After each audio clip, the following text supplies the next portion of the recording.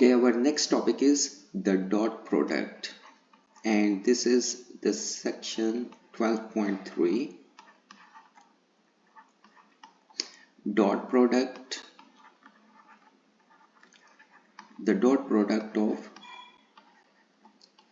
two vectors.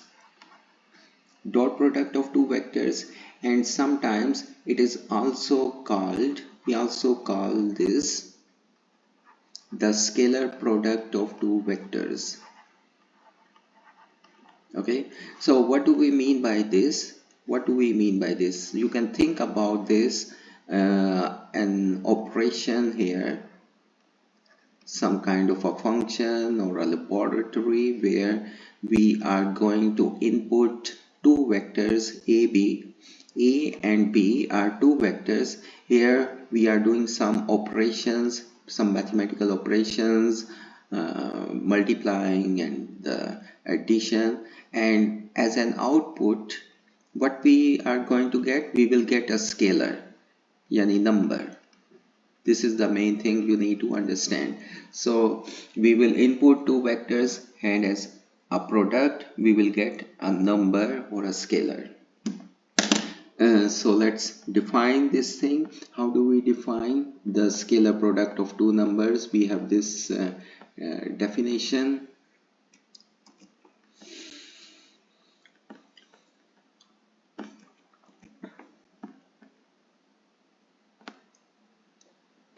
So suppose that we have two vectors a and b, then their dot product, it is a number given by a1 b1 plus a2 b2 plus a3 b3.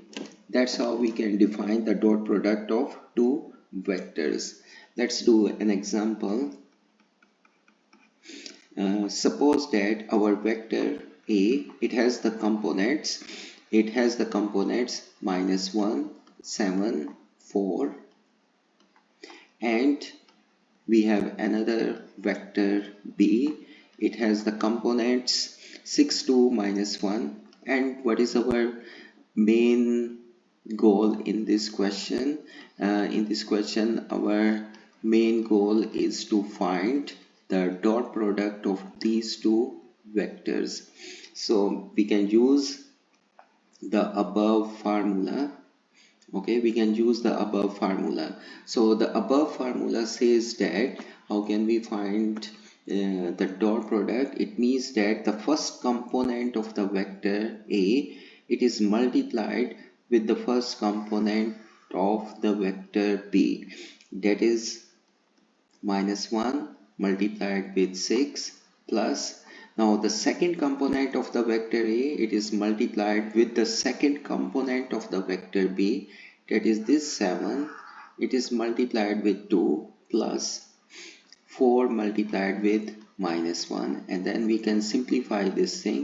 -6 plus 14 minus 4, it is equal to 14 minus 10, it is equal to 4.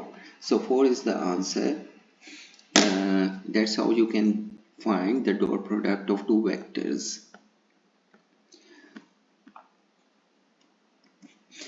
There are different properties of the dot product which we will discuss now. The first property says that if I take the dot product of a vector with itself, the answer is equal to the magnitude of its square. Okay, so the first thing you need to understand, and I will explain it here.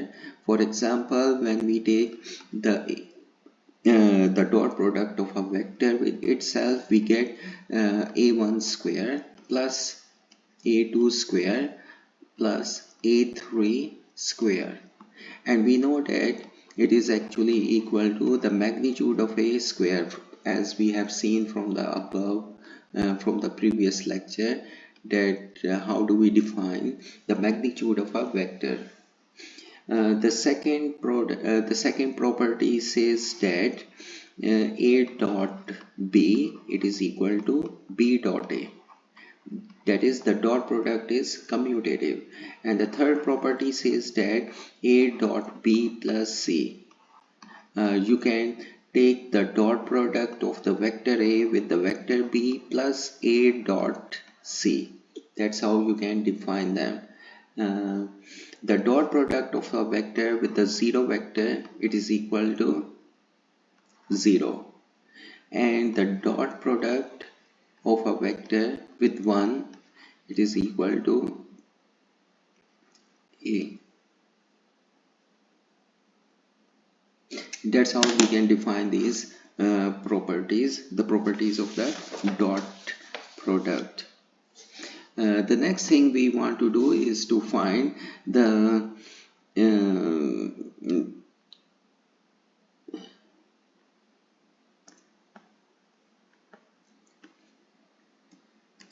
there is a second definition. There is a second definition of defining the dot product. Let's look at this one. So what is this? This is a second definition. This is the second definition of defining the dot product.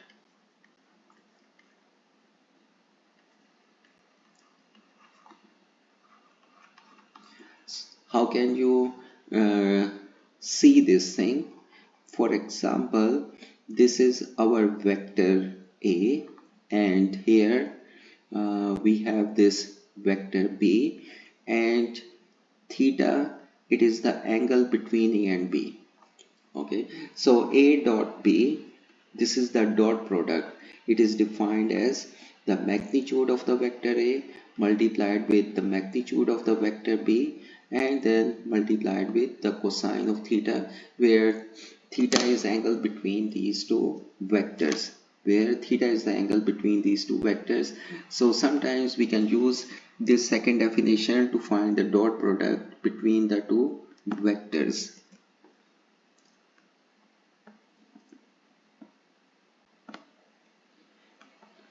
So in this question, we are given that the vector A has the magnitude 4 and the vector B has the magnitude 6. Okay. So the vector A has the magnitude of 4. Let's write them here.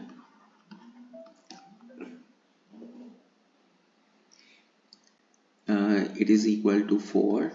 The magnitude of the vector B equals to 6, and the angle between them, this is equal to pi by 3. Pi by 3, it is 60 degree. Now how can you find the dot product? The dot product, it is equal to 4 multiplied with 6 multiplied with cosine of pi by 6. It's not pi by 6, it is pi by 3. So, and we know that what is the value of cosine pi by 6 or cosine 60? This is 1 by 2. So this 2 cancels with this one, and the final answer will be equal to 12. The final answer will be equal to 12. And the above formula, it can also be written in the following way. The above formula, it can be written in the following way. That is, if we want to find the angle between the two vectors, we can use this formula, which is cosine theta equals A dot B, our magnitude of A, magnitude of B. Let's do an example. How can we do this thing? So suppose that in this question we are given two vectors A and B, and what he says that we want to find the angle between these two vectors.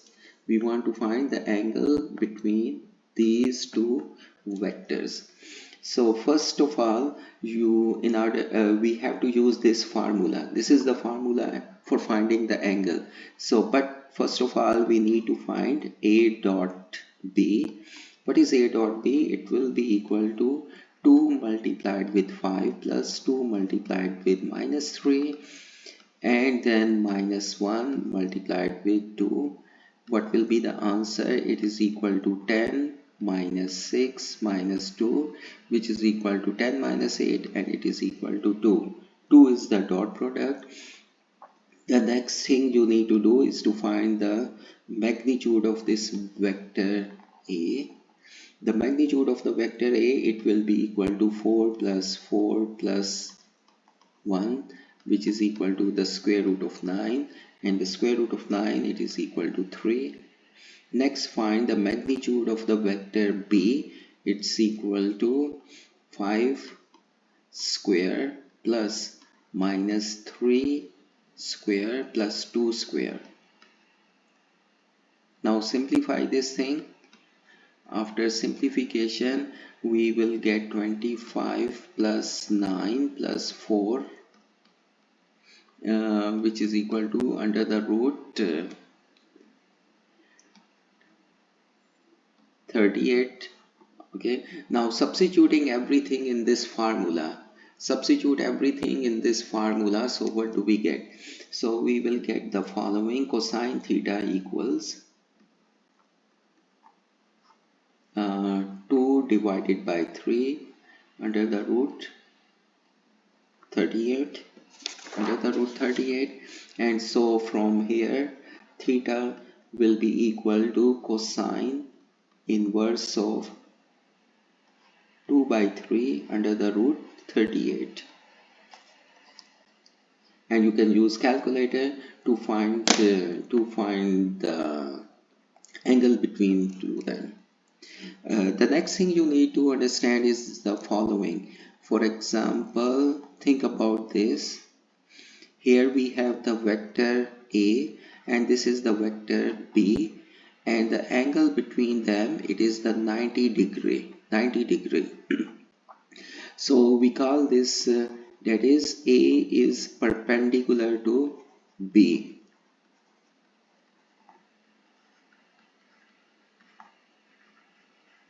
A is perpendicular to the vector B. A is the perpendicular to the vector B, and there is a condition for this. There is a condition that we can use to determine whether two vectors are orthogonal or not.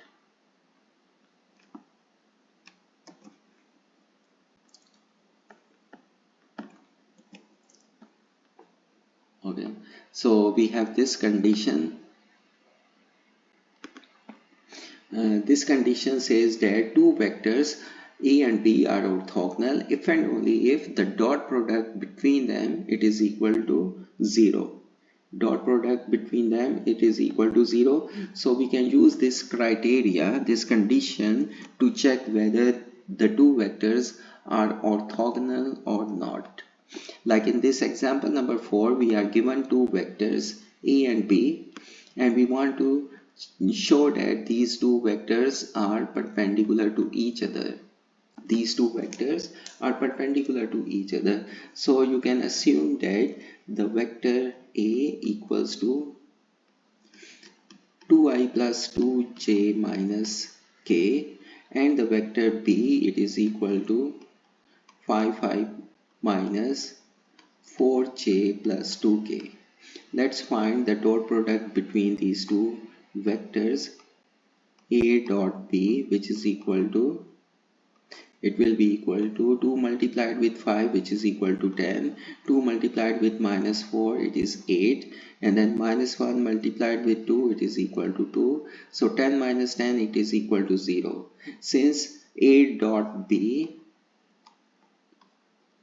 the dot product of these two vectors equal to 0, so it means that A is perpendicular to B. You can write this thing in the following way. This is the notation for perpendicular. The vector A, it is perpendicular to the vector B. The vector A, it is perpendicular to the vector B. The next thing we have to do, we are going to define the direction angles and the direction cosines. Okay, the direction angles and direction cosines.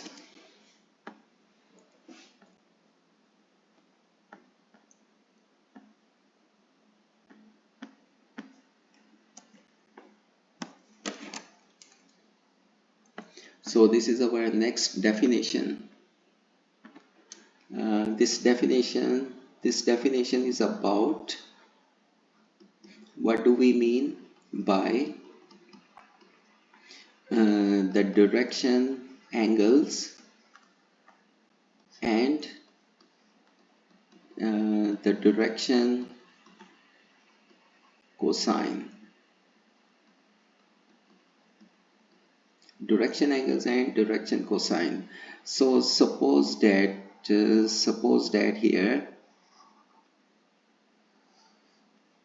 we are in a 3D space.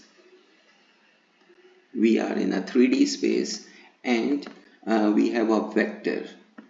Okay, so suppose that we have this vector A. What do we mean by these direction angles? What do we mean by the direction angles?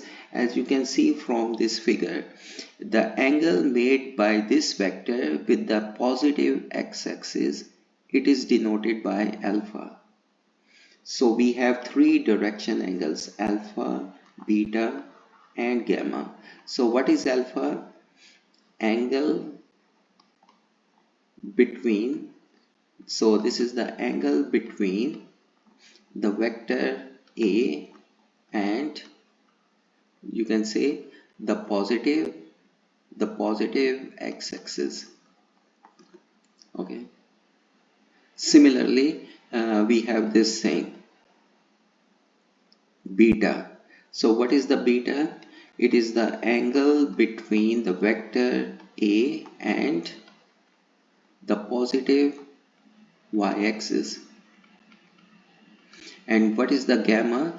Gamma is the vector between, it is the angle between the vector A and the z-axis, the positive z-axis. This is here beta.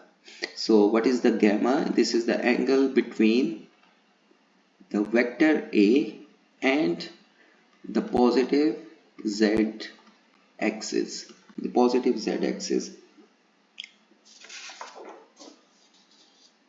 How do we define so these are the direction angles. Okay,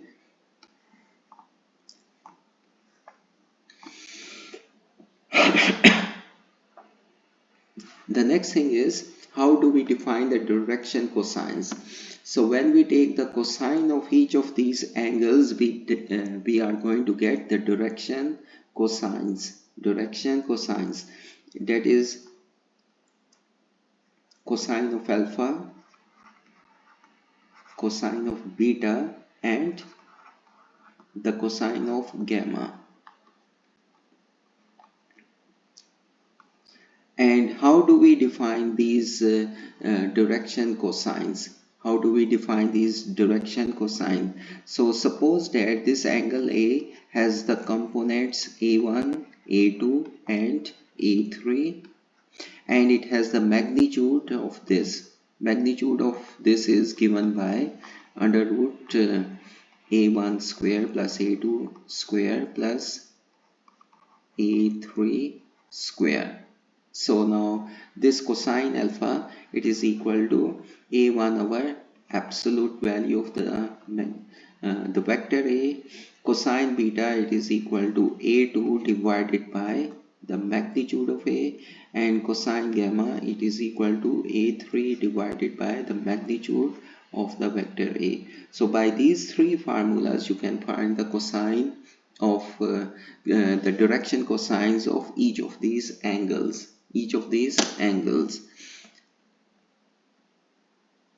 There is one identity which all of these direction cosines they form. For example, we call this the identity. So what is this identity? This identity says that we have cosine square alpha plus cosine square beta plus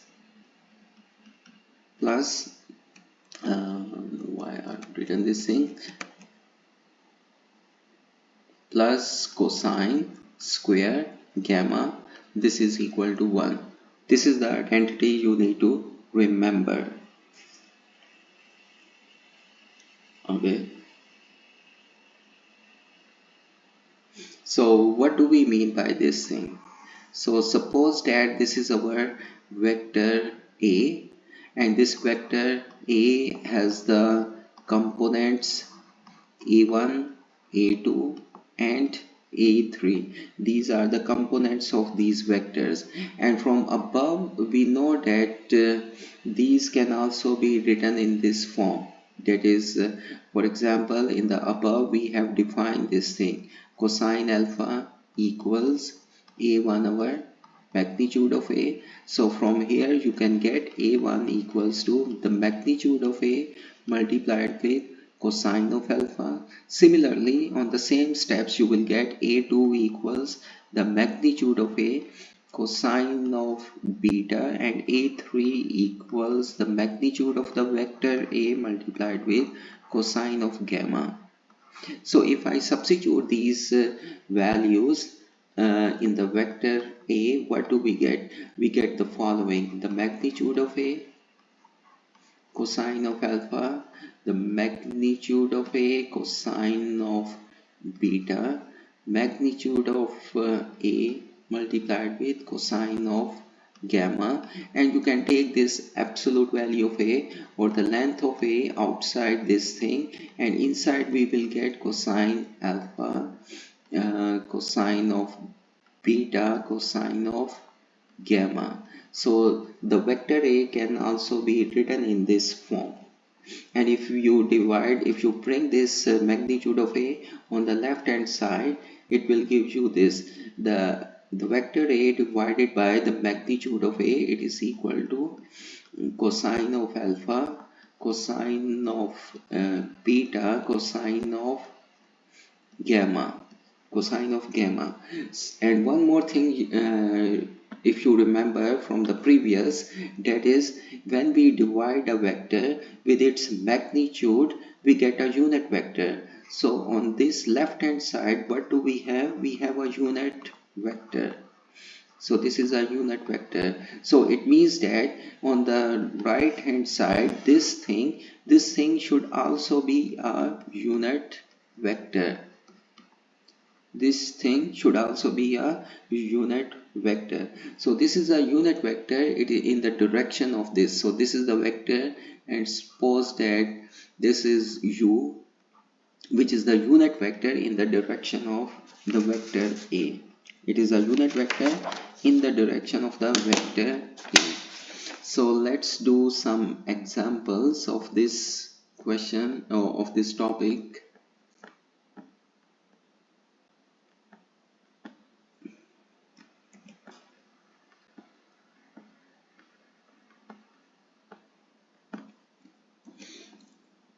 Find the direction angles of this vector A. We are given this vector, and what we want to do, we want to find out the direction angles of this vector. So what is the first thing you need to do? The first thing you need to do is to find its magnitude, the length of this vector, and it will be equal to 1 square, which is equal to 1, plus 2 square, which is 4, plus 3 square, it is 9, and that will give you square root of 14. This is this thing. And what are the direction angles? But before this, you can write these things: direction cosines. Direction cosines. What are the direction cosines? Cosine of alpha. What is cosine of alpha? It is A1 over magnitude of A. Okay, and then cosine of beta, which is equal to A2 divided by the magnitude of A, and cosine of gamma, which is equal to A3 divided by the magnitude of A. And if we substitute these values, it will give you 1 over square root of 14, 2 divided by square root of 14, and then 3 divided by the square root of 14. And you can bring the cosine to the other side. It means that alpha will be equal to cosine inverse of 1 over square root of 14 beta will be equal to cosine inverse of 1 over 3 by 3 or 2. Yes, it is equal to